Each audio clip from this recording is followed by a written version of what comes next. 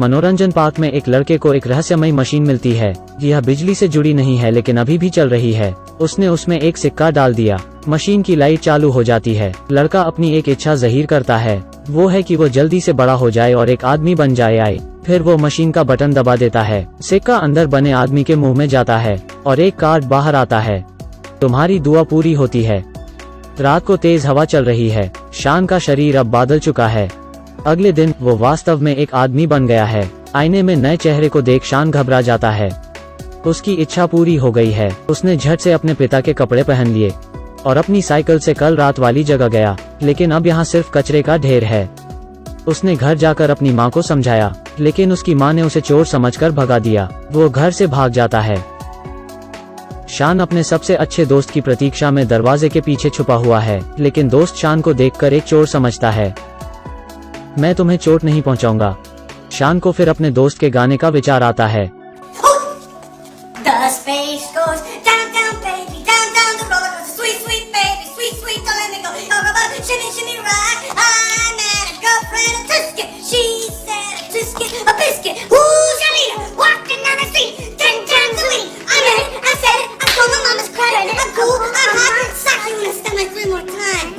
तभी ली को विश्वास होता है कि वह शान ही है। तुम तो आदमी बन गए हो। हाँ, अब मैं तुमसे बड़ा हूँ।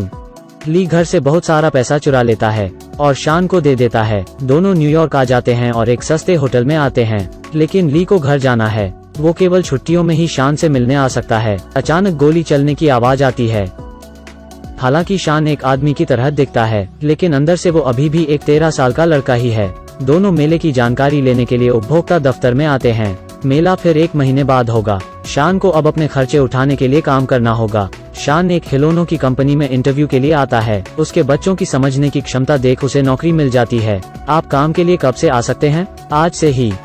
शान काम पर है और खेल रहा है, लेकिन उसके बाकी लोग उसे चुप रहने कहते हैं। कड़ा काम यहाँ का नियम है। कंपनी का मुनाफा घट रहा है। मालिक यहाँ गुस्से में है। तभी शान गलती से बॉस से टकरा जाता है। बॉस नाराज नहीं है, क्योंकि उसे पता है कि शान बहुत मेहनती है और इसलिए मालिक वहाँ से चले जाता है।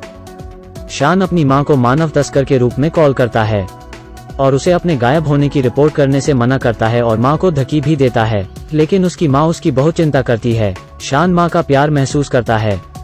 वयस्क हमेशा जो चाहे कर सकते हैं। वो बिस्कुट की क्रीम खाकर बाकी बिस्कुट फेंक देता है। फिर से गोलियों की आवाज सुनाई देती है, लेकिन शान को अब इसकी आदत है। उन्होंने 2 हफ्ते बाद अपना पहला वेतन मिलता है, $187। वो बहुत खुश है। यह उसकी पहली कमाई है। वे बैंक में पैसे निकालने आता है। उसने सारी अपनी मनचाही चीजें खरीदी जो वो चाहता था।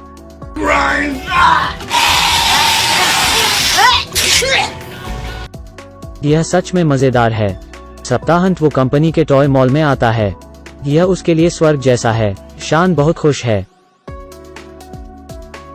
वो एक बच्चे के साथ खेलता है, लेकिन उसे यह सब करते मालिक देख रहा होता है।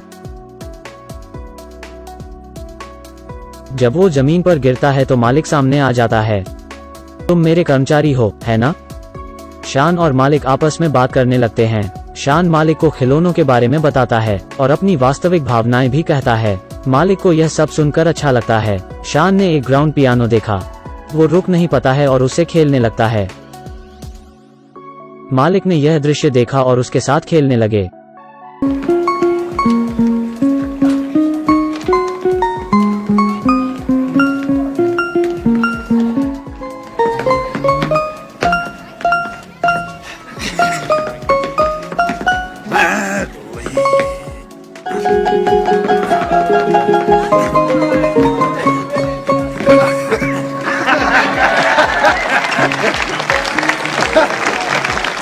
तुम किस विभाग में हो? मैं कंप्यूटर विभाग में हूँ।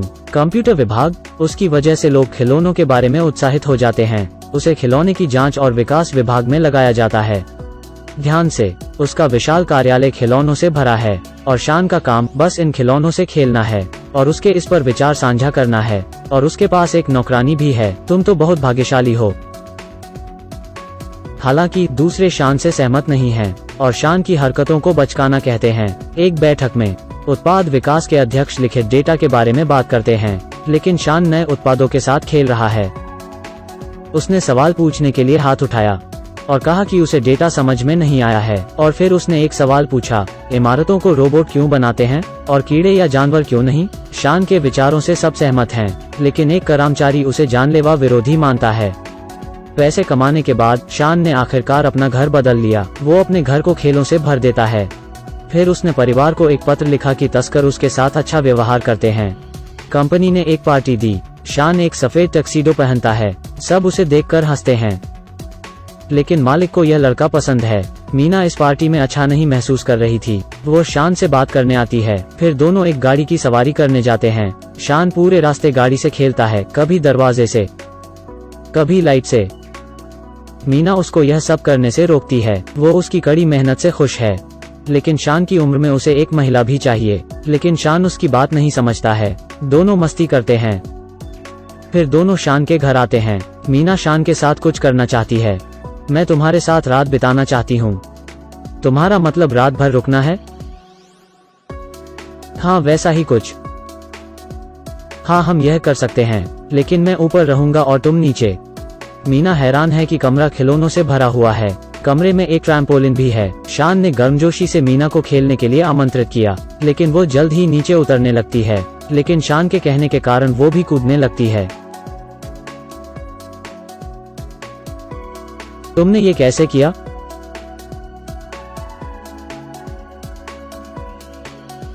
मीना बिस्तर पर शान का इंतजार कर रही है। उसने बिल्कुल उम्मीद नहीं थी, और शान सीधे सोने चला गया। मैं ऊपर रहना चाहता हूँ। वो वास्तव में शान के साथ एक रात रुकी थी, लेकिन यह रात उसके लिए अलग थी। यह एक बहुत ही खास रात थी। इस रात के बाद से मीना भी चंचल बच्ची बन रही थी। वह रेडियो के साथ खेलती है। तुम ऐसे क्यों खेल रही हो? दूसरा आदमी शान को खेलने के लिए बुलाता है। कुछ समय बाद दोनों में झगड़ा हो जाता है। मुझे गेंद दो, कमीने, मुझे गेंद दो। मीना शान के घावों का इलाज करती है। उसे नहीं पता कि लड़ाई क्यों हुई थी, लेकिन मीना अच्छी तरह जानती थी कि दूसरा आदमी शान से जलता है। तुम इतनी अच्छी क्यों हो? क्या तुम भी मेरे साथ काम करती हो? लेकिन तुम मेरे से जलती नहीं हो। तुम मुझे नहीं जानते हो। मैं जानता हूँ। मुझे पता है कि तुम एक दयालु व्यक्ति हो।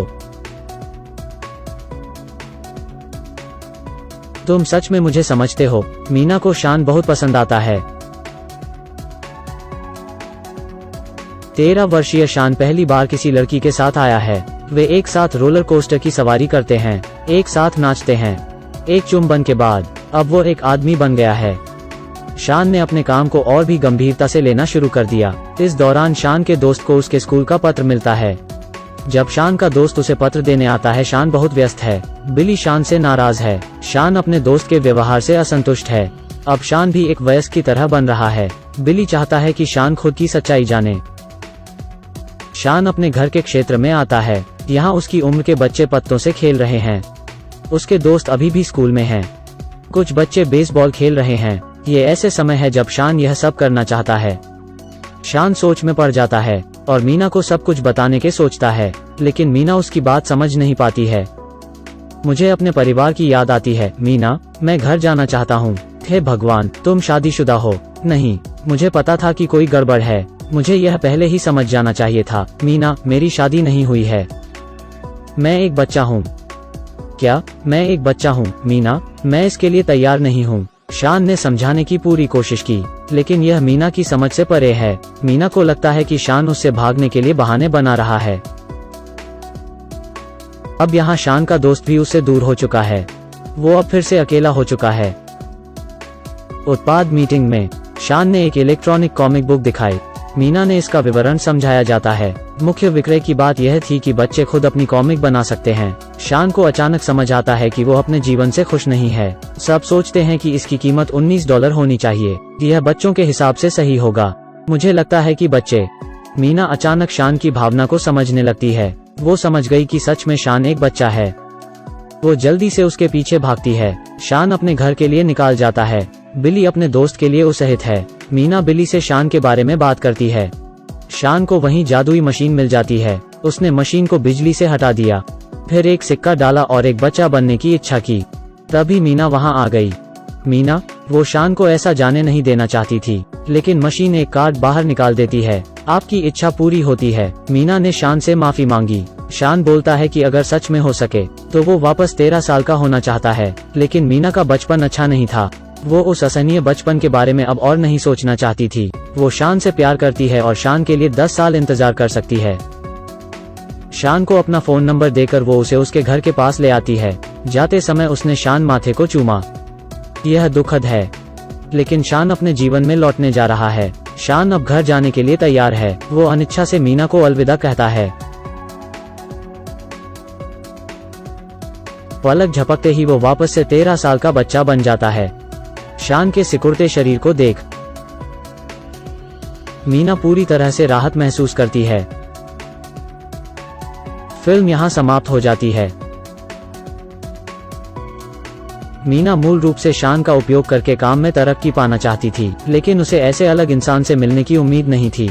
शान ने उसका दिल जीत लिया था। उसने मीना की खोई हुई छोटी लड़की को जगा दिया था। जब हम छोटे होते हैं, हम हमेशा बड़े होना चाहते हैं ताकि हम बड़ों जैसे जी सकें। लेकिन जब हम बड़े होते हैं, हमें अपना बचपन वापस चाहिए होता है। सामाजिक चीजें हमें उसमें उलझा देती हैं और हमारे लापरवाह बचपन को भुला देती है। यदि हमें अपने जीवन से सच में खुशी चाहिए, तो अपने काम को कुछ देर के लिए अलग रख दें। कुछ ऐसी चीजें करें जो शायद आप कभी नहीं करते। शायद आपकी सोच बदल जाए। आपको कुछ नए अनुभव होंगे, जैसे वयस्क कभी नहीं समझ सकते हैं कि बच्चे खिलौने में क्या देखते हैं। जीवन के हर पड़ाव में हमें मुश्किलों से गुजरना पड़ता है और यह हमारे बचपन को छीन लेता है। दुर्भाग्य से बड़ा होना हमारा बचपना छीन लेता है। मेरी कोई भी बात आपको फिल्म का एहसास नहीं दे सकती है। यह फिल्म देखने लायक है। ठीक है दोस्तों, अगली वीडियो में फिर मिलते हैं।